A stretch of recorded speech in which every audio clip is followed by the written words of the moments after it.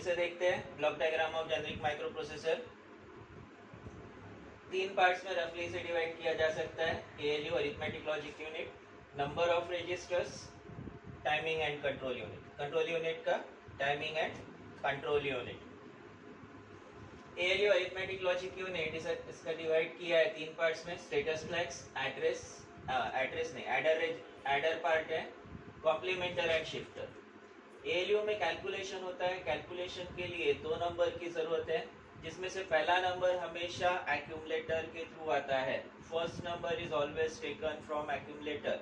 ये पॉइंट तुम लोगों को अच्छे से ध्यान में रखना है, बिना इस पॉइंट के आगे का कोई भी ऑपरेशन नहीं होगा। ALU ऑपरेशन के लिए first number is always taken from accumulator, second number is taken from temporary register. Both these numbers are processed in ALU and result is transferred back to accumulator.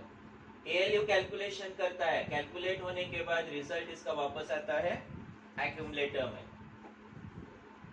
अब addition होने के बाद 8 bit number add होने पर 9 bit का result generate होता है। उसमें से 8 बिट ट्रांसफर होता है accumulator में। 9 बिट कैरी जो होता है वो स्टोर होता है स्टेटस फ्लैग्स में। स्टेटस फ्लैग्स कितने बिट का? यहाँ स्टेटस फ्लैग कितने बिट का?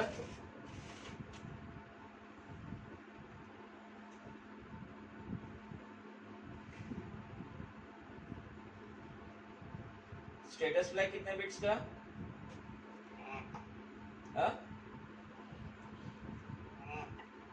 नहीं, स्टेटस फ्लैग यहाँ पे 2 बिट्स, 2 ही फ्लैग बताया था इसमें मैंने। एक तो कैरी फ्लैग, एडिशन के बाद कैरी जो स्टोर होता है, और सब्ट्रैक्शन के बाद बोरो स्टोर होता है। एडिशन के बाद कैरी और सब्ट्रैक्शन के बाद बोरो। स्टेटस फ्लैग में 2 ही फ्लैग्स, एक तो कैरी फ्लैग और दूसरा जीरो फ्लैग। एक कैरी फ्लैग और दूसरा zero flag. Carry flag addition subtraction में यूज होता है। दूसरा जीरो फ्लैग रिजल्ट का स्टेटस बताता है वेदर रिजल्ट इज जीरो और नॉन जीरो। रिजल्ट का स्टेटस बताता है वेदर रिजल्ट इज जीरो और नॉन जीरो। अगर 8 बिट रिजल्ट जीरो है, एक्यूमुलेटर में आने वाला 8 बिट रिजल्ट अगर जीरो है, तो ये जीरो फ्लैग 1 होगा। इसका नाम जीरो है, अगर इसको जीरो मिलता है तभी ये 1 होगा, अदरवाइज ये जीरो होता है। अगर 8 बिट रिजल्ट आता है तो ही जीरो फ्लैग में 1 होगा, अदरवाइज जीरो रहेगा। स्टेटस फ्लैग एक कैरी फ्लैग होगा, दूसरा जीरो फ्लैग। 2 ही फ्लैग्स इसमें, एक कैरी फ्लैग और दूसरा जीरो फ्लैग। देन कॉम्प्लीमेंटर दिया है सब्ट्रैक्शन के लिए। Subtraction ones complement two's complement method से सब्ट्रैक्शन होता है। उसके लिए एडिशन मेथड ही फॉलो करते हैं। वंस कॉम्प्लीमेंट के लिए नंबर को कॉम्प्लीमेंट करके फिर ऐड किया जाता है, या टूस कॉम्प्लीमेंट करना है तो टूस कॉम्प्लीमेंट के लिए भी पहले कॉम्प्लीमेंट करके फिर उसमें 1 ऐड करते हैं और फिर नंबर को प्रोसेस किया जाता है। यहाँ कोई डाउट?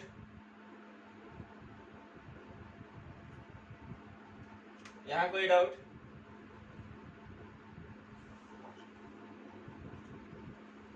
यहाँ एडर है, ADDER, एड्रेस नहीं है, एडर एडिशन के लिए यूज किया गया है। Then data address register, 88 bit के 2 रजिस्टर, एक H दूसरा L। 88 बिट के 2 नंबर स्टोर कर सकते हैं, या फिर 16 बिट का सिंगल नंबर स्टोर किया जाता है। या तो 88 बिट के 2 नंबर्स या फिर 16 बिट का सिंगल नंबर स्टोर किया जा सकता है, डेटा हो सकता है। लेकिन एड्रेस के लिए यूज करेंगे तो एड्रेस कितने बिट्स का होता है? एड्रेस होता है 16 बिट्स का। एड्रेस होता है 16 बिट का। तो एड्रेस के लिए अगर यूज करेंगे तो ये पूरा साथ में यूज करना पड़ेगा, एज अ पेयर यूज करना पड़ेगा, 16 बिट का यूज करना पड़ेगा। सेम वैसे स्टैक पॉइंटर, ये मेमोरी को पॉइंट करता है, स्टैक मेमोरी को पॉइंट करता है। स्टैक मेमोरी यानी ऐसी मेमोरी जिसमें डेटा रिवर्स ऑर्डर में स्टोर होता है। स्टैक मेमोरी यानी ऐसी मेमोरी जिसमें डेटा रिवर्स ऑर्डर में स्टोर होता है, उस मेमोरी को पॉइंट करता है stack pointer. Stack pointer contain 16 bit address of stack top memory location. Then program counter 16 bit register है। program counter is 16 bit register, it stores 16 bit address of next executable instruction। और जिस memory location का address programme counter में होता है, वहां से instruction transfer होता है इंस्ट्रक्शन रजिस्टर में। माइक्रो प्रोसेसर के पास खुद की कोई मेमोरी नहीं है, ये अलग से मेमोरी आईसी कनेक्ट होती है। यहाँ अलग से कहीं पे मेमोरी आईसी कनेक्ट होती है। जिस मेमोरी लोकेशन का एड्रेस प्रोग्राम काउंटर में है, जिस मेमोरी लोकेशन का एड्रेस प्रोग्राम काउंटर में है, उस मेमोरी लोकेशन से इंस्ट्रक्शन ट्रांसफर होता है इंस्ट्रक्शन रजिस्टर में, रजिस्टर से डिकोडर में, और डिकोडर उस इंस्ट्रक्शन को डिकोड करके टाइमिंग एंड कंट्रोल यूनिट को सिग्नल जनरेट करने के लिए स्पेसिफाई करता है, इंस्ट्रक्ट करता है। तो सिग्नल्स इसमें एक आरडी बार, दूसरा डब्ल्यूआर बार, एक रीड ऑपरेशन और दूसरा राइट ऑपरेशन। इस पे बार दिया हुआ है, आरडी और डब्ल्यूआर पे बार दिया हुआ है। This indicates low level signal, RD bar WR bar low level signal. Low level signal means ऐसे सिग्नल जो लो वोल्टेज पे एनेबल होते हैं, हाई वोल्टेज पे डिसेबल होते हैं। ऐसे सिग्नल्स जो लो वोल्टेज पे एनेबल होते हैं उनको लो लेवल सिग्नल कहा जाता है, और जो हाई वोल्टेज पे एनेबल होते हैं उनको हाई लेवल सिग्नल कहा जाता है। जैसे यहाँ क्लॉक आउट देखते हैं, क्लॉक आउट पे कोई बार नहीं है, तो clock out signal high level होगा। रीसेट सिग्नल यहाँ पे हाई लेवल है, INTR सिग्नल हाई लेवल है। लेकिन जिस सिग्नल पे बार है, आरडी और डब्ल्यूआर, ये दोनों सिग्नल्स लो लेवल है, लो वोल्टेज पे एनेबल होते हैं, हाई वोल्टेज पे डिसेबल होते हैं। तो वही रीसेट, INTR, क्लॉक आउट, ये सभी सिग्नल्स हाई लेवल सिग्नल्स हैं। माइक्रो प्रोसेसर को क्लॉक फ्रीक्वेंसी के लिए क्लॉक जनरेटर दिया गया है। क्लॉक जनरेटर, इसमें पिन X1 X2 पे क्रिस्टल कनेक्ट होता है, जो माइक्रो प्रोसेसर को इंटरनली क्लॉक फ्रीक्वेंसी अप्लाई करता है। इसके साथ साथ क्लॉक आउट सिग्नल ये किसी माइक्रो प्रोसेसर किसी पेरिफेरल के साथ कनेक्ट होता है, तो उस पेरिफेरल को क्लॉक फ्रीक्वेंसी प्रोवाइड कर सकता है। माइक्रो प्रोसेसर के साथ कोई अगर दूसरी आईसी कनेक्ट करते हैं, माइक्रो प्रोसेसर के साथ कोई दूसरी आईसी कनेक्ट करते हैं, तो उस आईसी को क्लॉक सिग्नल की जरूरत अगर है तो इस क्लॉक आउट सिग्नल के थ्रू दिया जा सकता है। माइक्रो प्रोसेसर से कोई और ऑपरेशन करवाना है तो उसको दिया इंटरप्ट कंट्रोल। इंटरप्ट कंट्रोल पे INTR पिन। इंटरप्ट का कंसेप्ट मैंने कल भी बताया था, फिर से बता रहा हूँ। इंटरप्ट मतलब माइक्रो प्रोसेसर अगर कोई करंट ऑपरेशन कर रहा है, कोई एक ऑपरेशन कर रहा है, सीक्वेंस में कोई ऑपरेशन परफॉर्म कर रहा है, तो इसका ये करंट प्रोग्राम रोक के इसे किसी और प्रोग्राम पे लेके जाते हैं। यहाँ ये दूसरा प्रोग्राम एग्जीक्यूट करेगा, ये कंप्लीट होने के बाद वापस से अपने करंट प्रोग्राम पे आएगा। इसे कहा जाता है इंटरप्ट। सीडी और डीवीडी का एग्जांपल मैंने कल बताया था, सेम एग्जांपल यहाँ पे कोई करंट वीडियो चल रहा है, यहाँ मैंने सीडी डीवीडी इंसर्ट किया। सीडी डीवीडी इंसर्ट करते ही पहले सीडी डीवीडी ओपन होगा, उसका मेनू डिस्प्ले होता है, उसके बाद वापस से वीडियो रिज्यूम होता है। इंटरप्ट का कंसेप्ट। इस इंटरप्ट के लिए यहाँ दिया है INTR, यहाँ सीडी डीवीडी नहीं दिया है, सीडी डीवीडी की जगह INTR सिग्नल है। देन रीसेट, माइक्रो प्रोसेसर को इंटरनली रीसेट करने के लिए। रीसेट करना मीन्स वापस से इनिशियल स्टेज से स्टार्ट करना, वापस से पहले से स्टार्ट करना। जो रिस्टार्ट वाला हम लोग का कंसेप्ट है, रिस्टार्ट की जगह यहाँ पे रीसेट वर्ड दिया है। 1 बिट का डेटा बस है, डेटा बस के लिए data bus buffers, data bus represent किया है D7 टू D0 से, तो वही 16 बिट का एड्रेस बस है। 16 bit address bus A15 to A0, 16 bit address bus A15 to A0। इसके अलावा इसमें कोई डाउट?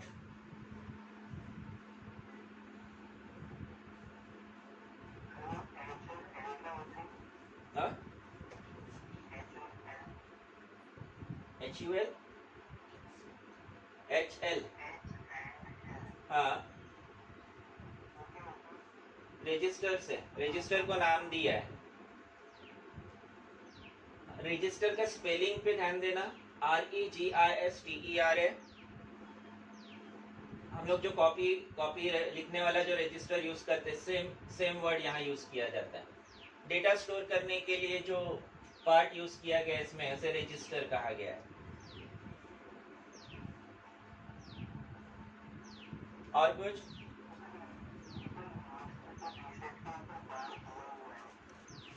नहीं, नहीं होना चाहिए।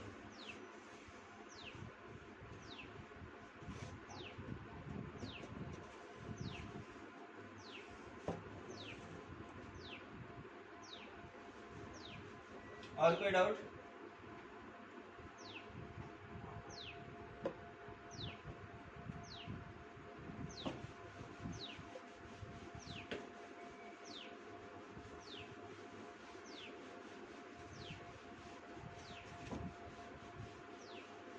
Number of memory locations, number of memory locations, memory कितना कनेक्ट कर सकते हैं।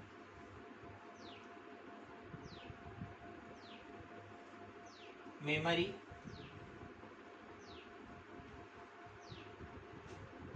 नंबर ऑफ लोकेशंस, ये लोकेशंस रैंडमली कितने भी नहीं होंगे, ये हर माइक्रो प्रोसेसर का खुद का एक मेमोरी का कंसेप्ट होता है।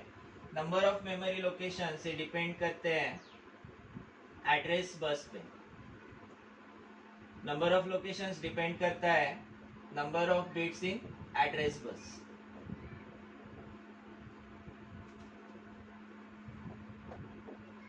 एड्रेस बस कितने बिट्स का है उसके according number of memory locations define होते हैं। अभी तक हम लोगों ने 16 बिट का एड्रेस बस देखा है, 16 बिट का एड्रेस बस।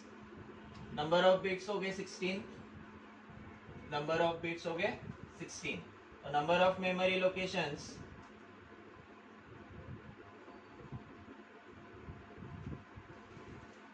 नंबर ऑफ मेमोरी लोकेशंस का फॉर्मूला आता है 2 raised to n, 2 to the power n, जहाँ n मतलब है number of bits in address bus. यहाँ नंबर ऑफ मेमोरी लोकेशंस होंगे 2 raised to 16, 2 raised to 16 ये होता है 65,536, 0 से 65,535 लोकेशंस कनेक्ट होते हैं। पहला लोकेशन 0 वाला तो लास्ट लोकेशन 65,535 वाला, इतने ही लोकेशंस कनेक्ट हो पाएंगे अगर 16 बिट का एड्रेस बस है। 16 बिट के एड्रेस बस की वजह से इतने ही लोकेशंस कनेक्ट हो पाएंगे, इससे ज़्यादा लोकेशंस कनेक्ट नहीं होंगे। लेकिन अगर एड्रेस बस बढ़ाते हैं, एड्रेस बस के नंबर ऑफ बिट्स बढ़ते हैं तो नंबर ऑफ मेमोरी लोकेशंस भी बढ़ेंगे। नॉर्मली मेमोरी लोकेशन स्पेसिफाई करने के लिए हेक्साडेसिमल नंबर्स का यूज किया जाता है। हेक्साडेसिमल में पहला लोकेशन 0000, ये 65,535 होता है FFFF। लास्ट लोकेशन होगा इसका FFFF हेक्साडेसिमल। 8085 का एड्रेस बस भी 16 बिट का है और 16 बिट की वजह से इसमें इतने मेमोरी लोकेशंस कनेक्ट हो सकते हैं, इससे ज़्यादा नहीं। इससे कम लगाए तो चलेगा लेकिन इससे ज़्यादा मेमोरी लोकेशंस कनेक्ट नहीं होते हैं। ये पॉइंट क्लियर है?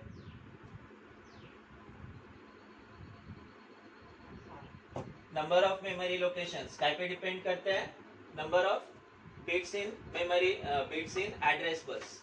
Number of memory locations they depends on number of bits in address bus। number of memory locations के लिए रिलेशन है 2 raised to power n, n is number of bits in address bus। ये आएगा 2 raised to 16, 2 raised to 16 यानी 65,536, 0 से start करते हैं तो 65,535 और टोटली हेक्साडेसिमल में अगर हम लोग लिखते हैं तो 0002 FFFF। Total 16 bit address bus की वजह से 65,535 लोकेशंस लगाए जा सकते हैं। तो 65,535 को ही लिखा जा सकता है 64K।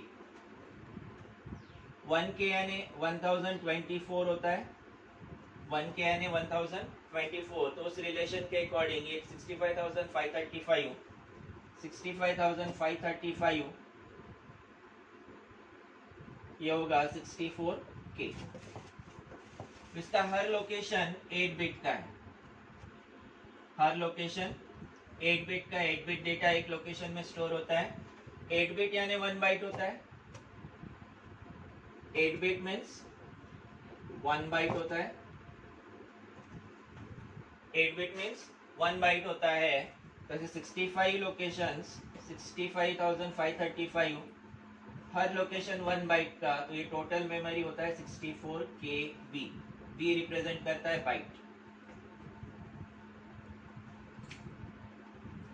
एक लोकेशन में 8 bit data, 8 bit means 1 byte data store होता है, 1 memory location stores 1 byte data, ऐसे टोटल 64 के मेमोरी लोकेशंस, तो टोटल 64 केबी डेटा स्टोर किया जा सकता है।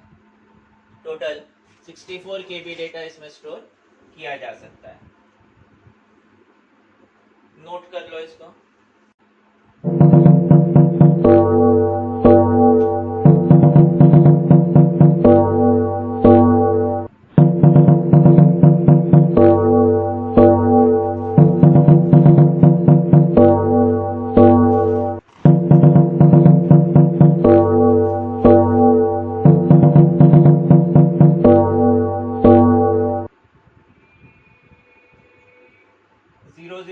से FFFF तक इतने ही लोकेशंस लगा सकते हैं 16 बिट एड्रेस बस होने की वजह से। इससे ज़्यादा मेमोरी लोकेशंस नहीं लगा सकते।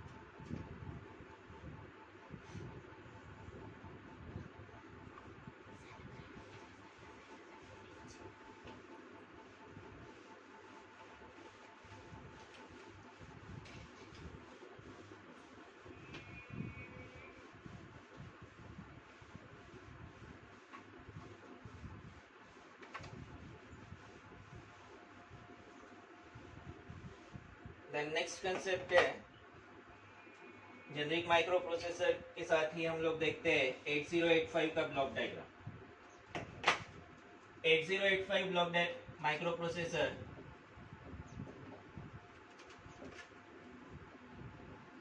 एट बिट का माइक्रो प्रोसेसर है। 8 बिट माइक्रो प्रोसेसर, इसका डेटा बस 8 बिट का है। 8 bit data bus, 16 bit address bus, 16 bit address bus. 16 bit address bus होने से इसमें टोटल 64 केबी मेमोरी कनेक्ट कर सकते हैं। 64 केबी मेमोरी कनेक्ट कर सकते हैं। देन एड्रेस बस इसका मल्टीप्लेक्स्ड है। Address data bus is multiplexed.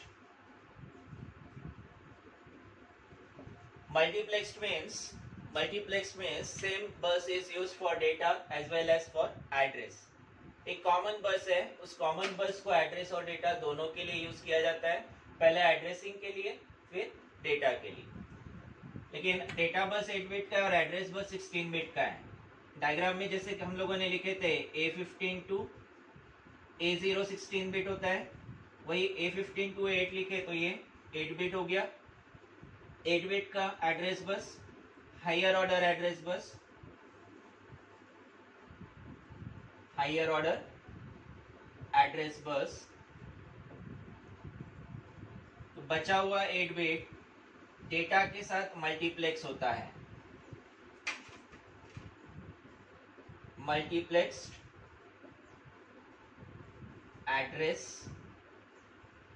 Data bus.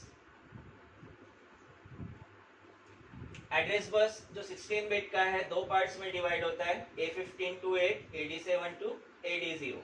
A15 to A8 जिसे हायर ऑर्डर एड्रेस बस कहा जाता है और AD7 to AD0 is multiplexed address bus, multiplexed address data बस, जिसमें जिसे दो पार्ट्स में डिवाइड किया जा सकता है, पहले एड्रेस के लिए और फिर डेटा के लिए।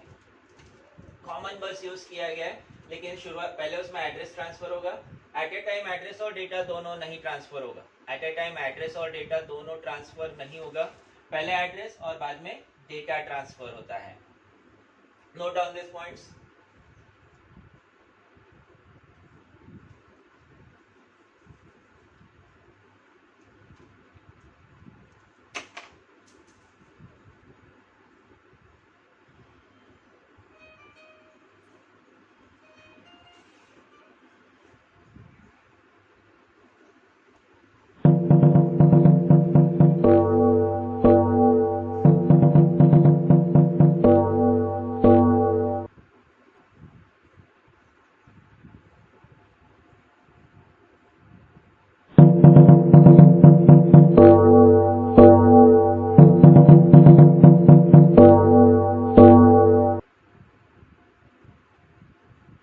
गया।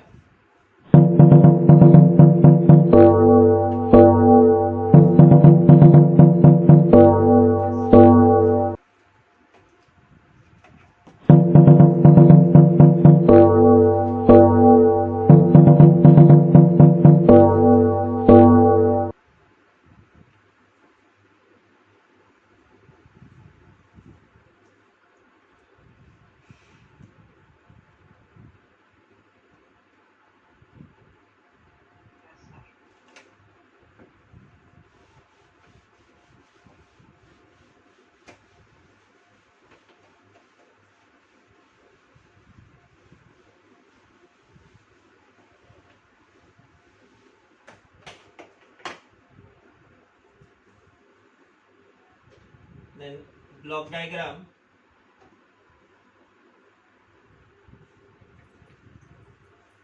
of माइक्रोप्रोसेसर 8085, ये आप लोगों को अच्छे से प्रिपेयर करना है। 8085 का ब्लॉक डायग्राम जितने अच्छे से प्रिपेयर करोगे उतने अच्छे से आगे इंस्ट्रक्शन सेट और प्रोग्रामिंग समझ में आएगा। ये डायग्राम बड़ा है, इसको पार्ट्स में समझने की कोशिश करते हैं। आज इसका एक्सप्लेनेशन नहीं हो पाएगा, आज सिर्फ हम लोग डायग्राम बनाते हैं और जितना पॉसिबल हो सका उतना एक्सप्लेनेशन लेंगे। कल इसको डिटेल में डिस्कस करेंगे। डायग्राम कैसे बनता है वो समझने की कोशिश करते हैं।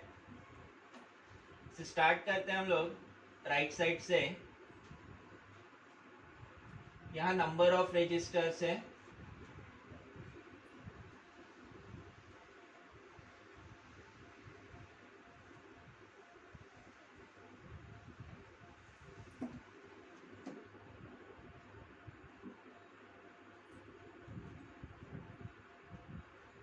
Number of registers. जैसे जेनरिक माइक्रो प्रोसेसर में हम लोगों ने HL रजिस्टर देखा था, HL रजिस्टर था, डेटा एड्रेस रजिस्टर। सेम वैसे इसमें रजिस्टर्स है B, C, D, E, H, L। Generic micro processor में दो ही रजिस्टर है HL, यहाँ B, C, D, E, H, L 6 registers है। सभी रजिस्टर्स 8 बिट के, सभी रजिस्टर्स 8 बिट के।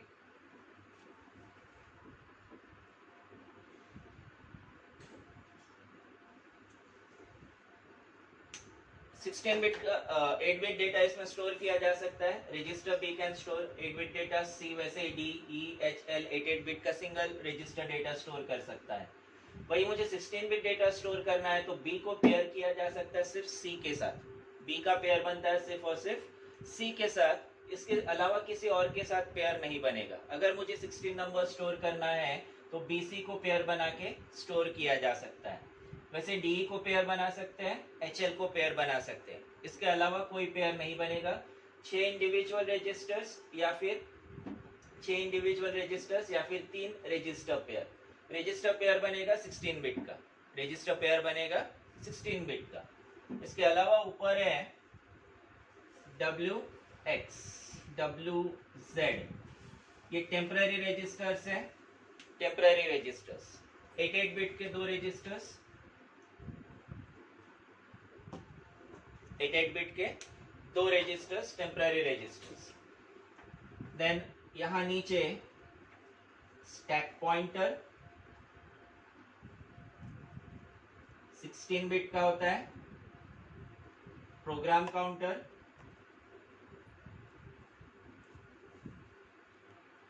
16 बिट का होता है। स्टैक पॉइंटर का सेम रोल जो जेनरिक माइक्रो प्रोसेसर में है, प्रोग्राम काउंटर का सेम रोल जो जेनरिक माइक्रो प्रोसेसर में है। Stack pointer it contain 16 bit address of stack top memory location, stack memory को पॉइंट करता है स्टैक पॉइंटर। तो वही program counter it stores 16 bit address of next executable instruction. Memory में execute होने के लिए इंस्ट्रक्शन जहां कहीं अवेलेबल है उस मेमोरी लोकेशन का एड्रेस होता है प्रोग्राम काउंटर में। Then INCR, DECR, increment decrement latch. This latch is again of 16 bits. Increment decrement latch भी 16 बिट का होता है। ये लैच दिया होता है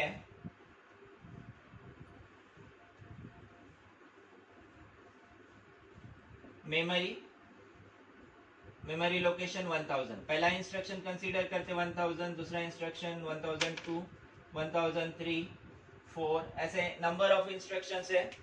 अगर पहला इंस्ट्रक्शन एग्जीक्यूट हो गया तो प्रोग्राम काउंटर में नेक्स्ट मेमोरी लोकेशन का एड्रेस आना चाहिए। पहला इंस्ट्रक्शन एग्जीक्यूट हो गया तो प्रोग्राम काउंटर में नेक्स्ट मेमोरी लोकेशन का एड्रेस आना चाहिए। नेक्स्ट मेमोरी लोकेशन के एड्रेस के लिए मुझे एड्रेस चेंज करना पड़ेगा, प्रोग्राम काउंटर का एड्रेस चेंज करना पड़ेगा। इंक्रीमेंट डिक्रीमेंट लैच प्रोग्रामिंग के ड्यूरिंग, प्रोग्राम रीड करने के ड्यूरिंग ऑटोमेटिकली प्रोग्राम काउंटर को इंक्रीमेंट करते जाते हैं।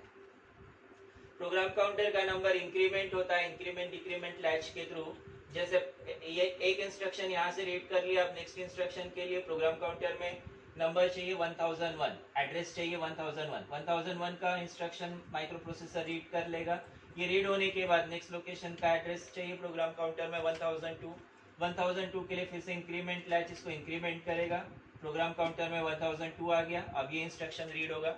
ऐसे एक एक इंस्ट्रक्शन रीड होने के बाद प्रोग्राम काउंटर का नंबर ऑटोमेटिकली इंक्रीमेंट होगा जब तक इसको एंड करने के लिए इंस्ट्रक्शन नहीं मिलेगी। जब तक प्रोग्राम को एंड करने की इंस्ट्रक्शन नहीं मिलेगी तब तक प्रोग्राम काउंटर का number increment decrement latch increase करते जाएगा।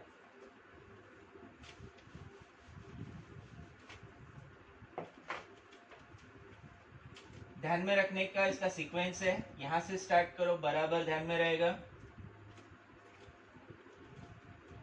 देन यहाँ इंस्ट्रक्शन रजिस्टर IR,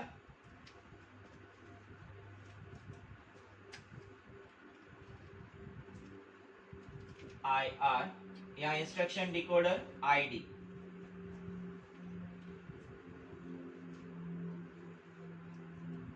नीचे यहाँ टाइमिंग एंड कंट्रोल यूनिट।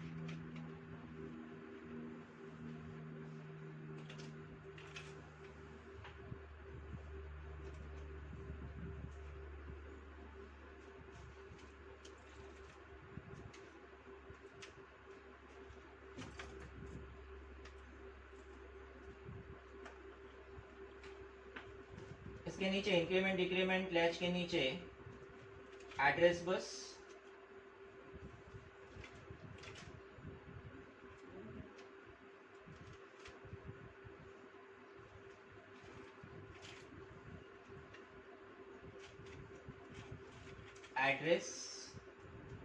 बस बफर्स, ये कनेक्ट होता है इंक्रीमेंट डिक्रीमेंट लैच के थ्रू एड्रेस बस बफर्स पे। यहाँ से ये 16 बिट का है, लेकिन यहाँ जब ये आउटपुट में आएगा तो 8 बिट का ही आएगा। दो पार्ट्स में डिवाइड किया है, A15 to A8।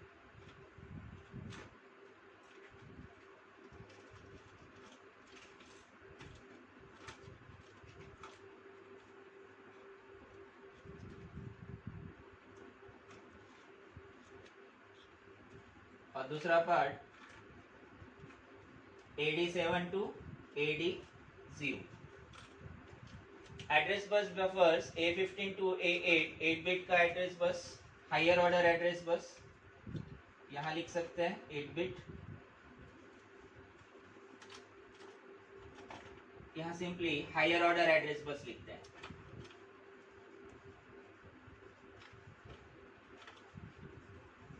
Higher order address bus. तो यहाँ AD7 to AD0 address data bus buffers, address और डेटा दोनों के लिए बफर्स है। AD7 to AD0 address data बस है,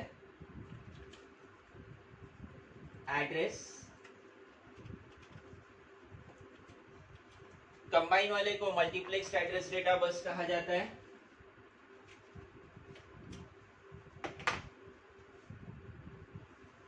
multiplex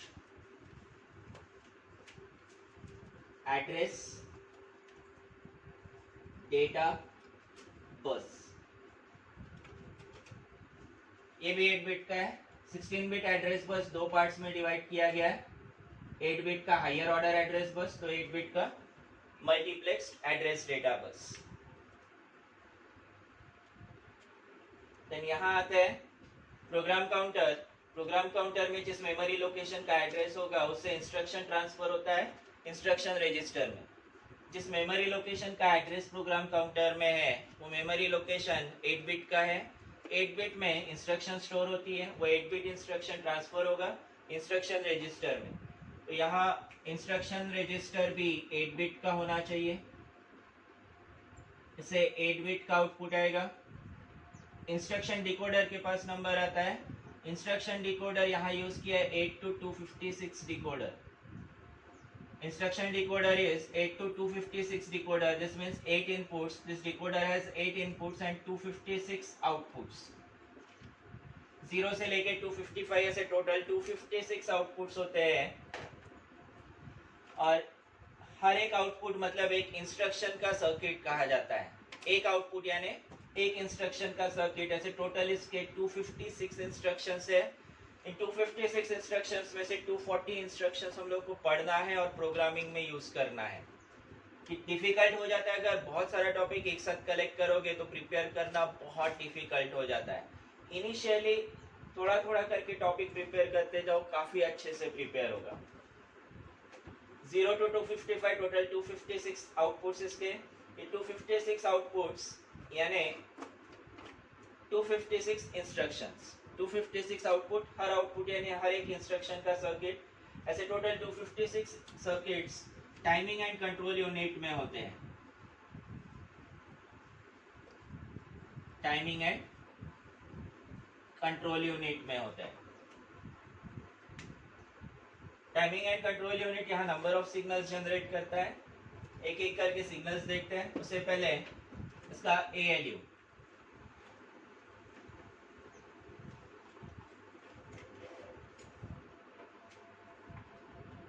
ALU arithmetic logic unit 8 bit का है।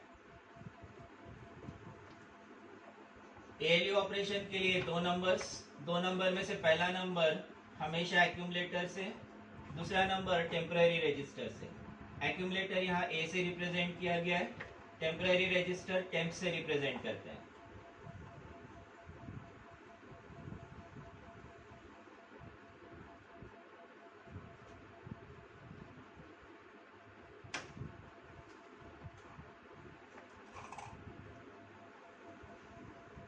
ALU 8 बिट का है, एक्यूमुलेटर 8 बिट का है, टेम्पररी रजिस्टर 8 बिट का है।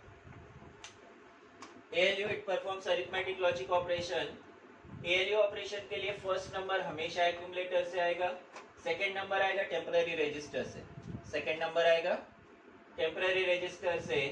ये नंबर्स प्रोसेस होंगे, कैलकुलेशन होगा ALU में और रिजल्ट वापस आता है एक्यूमुलेटर में। फिर से यहाँ पे एडिशन सब्ट्रैक्शन अगर होता है तो 9th बिट एक्यूमुलेटर स्टोर नहीं कर पाएगा। 9 बिट्स एक्यूमुलेटर स्टोर नहीं कर पाएगा। 9 बिट के लिए 9th बिट जो है उसके लिए इसमें अलग से रजिस्टर दिया है, फ्लैग रजिस्टर। जो हम लोगों ने जेनरिक माइक्रो प्रोसेसर में स्टेटस रजिस्टर देखा था, यहाँ स्टेटस रजिस्टर की जगह फ्लैग रजिस्टर है। ये फ्लैग रजिस्टर यहाँ 8 बिट का है।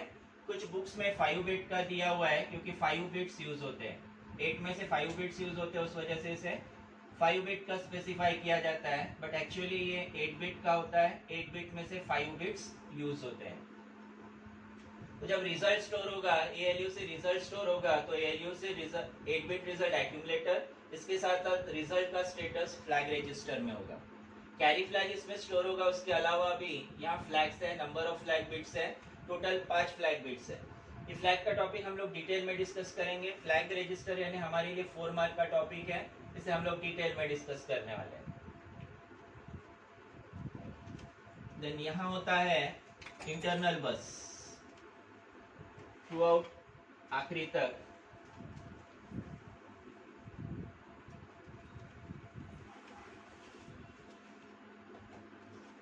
एट बिट इंटरनल बस,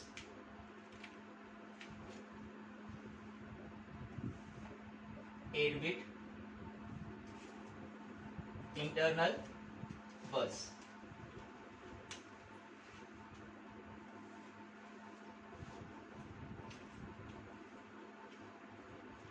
एक्यूमुलेटर से कनेक्ट होगा बायडायरेक्शनल एरो से। टेम्पररी रजिस्टर से कनेक्ट होगा, इधर flag register by directional arrow से कनेक्ट होगा, देन यहाँ पे ये बाई डायरेक्शनल एरो से कनेक्ट होगा। यहाँ ये सिर्फ वन वे है, इंस्ट्रक्शन मेमोरी से इंस्ट्रक्शन आएगा, यहाँ से वापस जाने के चांसेस नहीं है। एंड यहाँ फिर से 8 बिट का इंटरनल बस,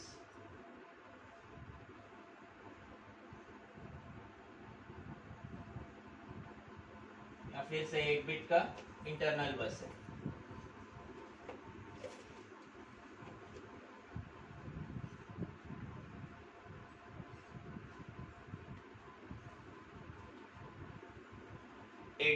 इंटरनल बस, इंटरनल बस एक रजिस्टर से दूसरे रजिस्टर में डेटा ट्रांसफर करने का रोल करता है। देन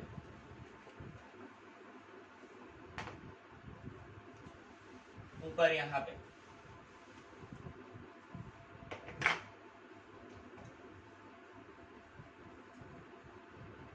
राइट साइड में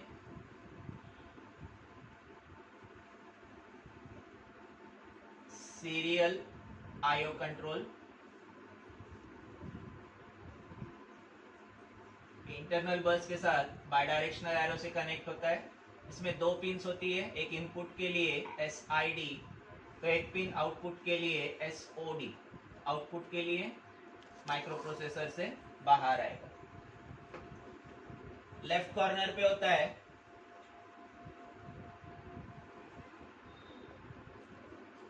interrupt control. Generic micro processor में एक ही इंटरप्ट था, INTR। इसमें interrupt control number of interrupts है। INTR जो जेनरिक माइक्रो प्रोसेसर में था वो वैसे के वैसे, इसके साथ आउटपुट में है INTA बार। INTR इंटरप्ट रिक्वेस्ट जो जेनरिक माइक्रो प्रोसेसर में था वो वैसे के वैसे है, इसके साथ साथ INTA बार, ये लो लेवल सिग्नल। देन यहाँ कनेक्ट होगा इनपुट में RST 7.5, RST 6.5, RST 5.5 and then trap. ऐसे टोटल 6 पिन्स यहाँ पे हैं, 6 सिग्नल्स हैं, 1 2 3 4 5 6। ये सभी इंटरप्ट रिक्वेस्ट है, INTR, RST 7.5, RST 6.5, RST 5.5 and trap. ऐसे टोटल 5 इंटरप्ट से INTR के साथ इंटरप्ट एक्नॉलेज सिग्नल दिया गया कि इनपुट नहीं है, माइक्रो प्रोसेसर को इंटरप्ट नहीं करेगा। INTR पिन के थ्रू माइक्रो प्रोसेसर इंटरप्ट होने के बाद interrupt acknowledge micro processor device को प्रोवाइड करेगा। ये भी कनेक्ट होता है यहाँ पे बाई डायरेक्शनल एरो से।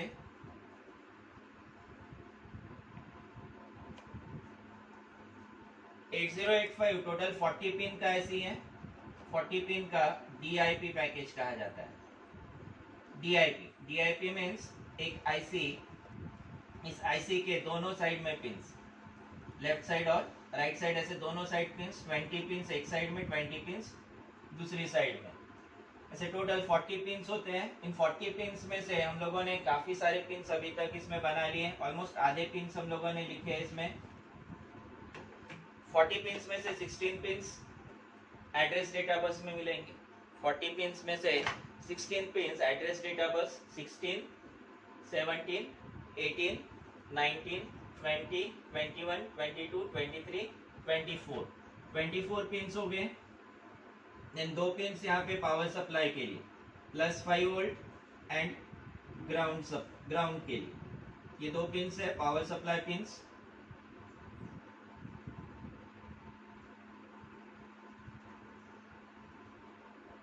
+5 volt and ground power supply. ये लेफ्ट साइड वाला नहीं दिख रहा, क्या हो रहा है, कट रहा है या फिर बोर्ड नहीं दिख रहा है? अब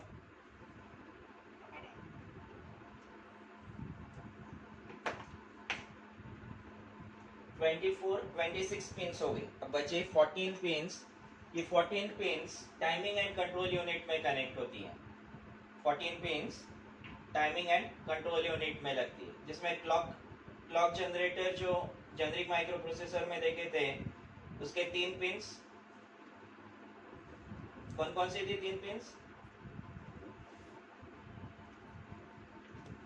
क्लॉक जनरेटर में जो 3 पिंस थी,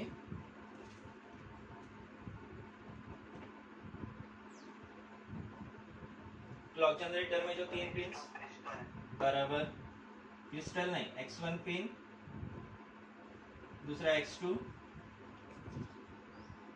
और तीसरा क्लॉक आउट।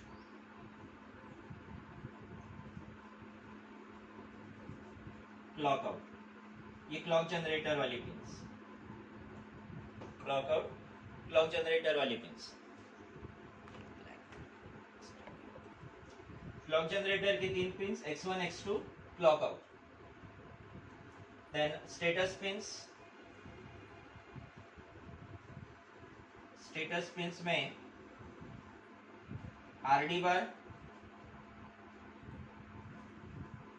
WR बार,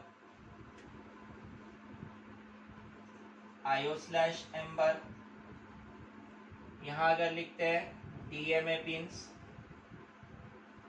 DMA में 2 पिंस है, ये हम लोग पूरा डिटेल में पढ़ेंगे। होल्ड HLD, रीसेट के लिए 2 पिंस, तो माइक्रो प्रोसेसर को रीसेट, इंटरनली रीसेट करने के लिए रीसेट इन बार और आउटपुट में रीसेट आउट।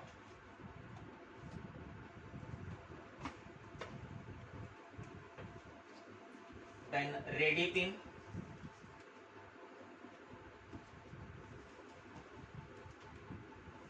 टोटल 14 पिंस चाहिए थी। काउंट करते कितने हो गए? 1 2 3 4 5 6 7 8 9 10 11 और 3 पिन लगानी है।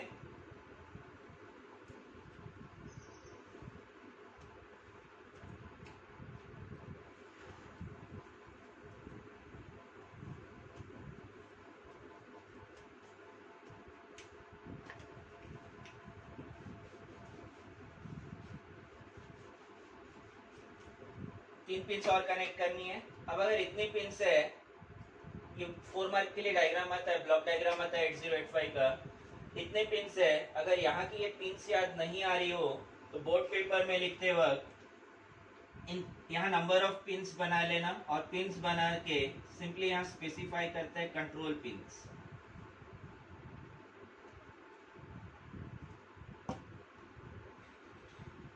यहाँ स्पेसिफाई करते हैं कंट्रोल पिंस। पूरा पूरा हर पिन लिखने की जरूरत नहीं है, लेकिन हम लोगों को ये ध्यान में रखना है। इसके साथ साथ ब्लॉक डायग्राम के साथ साथ पिन डायग्राम भी दिया है। टॉपिक्स में, बुक में टॉपिक देते वक्त पहले पिन डायग्राम बाद में ब्लॉक डायग्राम दिया है, लेकिन मैं पढ़ाते वक्त पहले ब्लॉक डायग्राम पढ़ाता हूँ, जिससे ये कंसेप्ट अगर समझ में आ गया तो पिन डायग्राम समझने में आसानी होती है।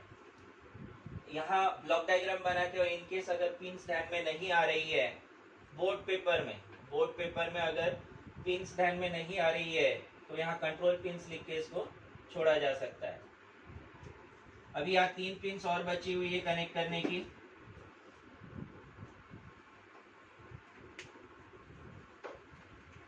डायग्राम समझ में आ रहा है? हम लोगों ने स्टार्ट करे थे इन रजिस्टर से, ये रजिस्टर के ब्लॉक से, इसके साथ address bus buffers, address data bus buffers, then instruction register, instruction decoder, इसके साथ कनेक्ट हो रहा है timing and control unit. Timing and control unit में काफी सारे पिंस है। Then ALU, arithmetic logic unit, arithmetic logical operations के लिए एडिशन सब्ट्रैक्शन जो भी कैलकुलेशन होगा ALU में होगा। इसके लिए फर्स्ट नंबर एक्यूमुलेटर से, सेकंड नंबर टेम्परेरी रजिस्टर से, रिजल्ट वापस ट्रांसफर होगा एक्यूमुलेटर में। इसके साथ साथ रिजल्ट का स्टेटस स्टोर होता है फ्लैग रजिस्टर में। देन अपर पार्ट अगर देखते हैं तो अपर लेफ्ट पार्ट में इंटरप्ट कंट्रोल में INTR interrupt request, RST 7.5, RST 6.5, RST 5.5 trap, ऐसे ये इंटरप्ट सिग्नल्स है। और इन इंटरप्ट सिग्नल के साथ INTR के साथ INTA bar interrupt acknowledge low level signal दिया है। राइट कॉर्नर में यहाँ पे serial IO control, SID and SOD pin दिया है। इनपुट के लिए एक इनपुट वाला पिन है और एक आउटपुट वाला पिन है। यहाँ तक कोई डाउट? आज हम लोगों को ऐसे मेनली डायग्राम देखना है, इसका हर पार्ट हम लोग डिटेल में डिस्कस करेंगे।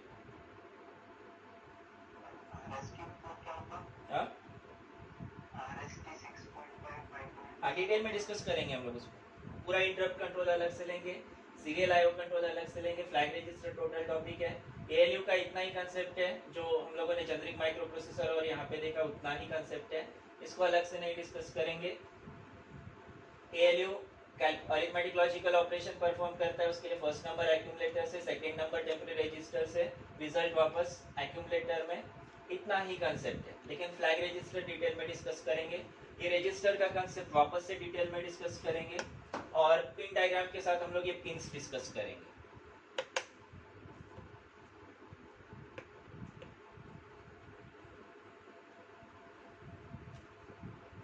डायग्राम बनाना शुरू किए?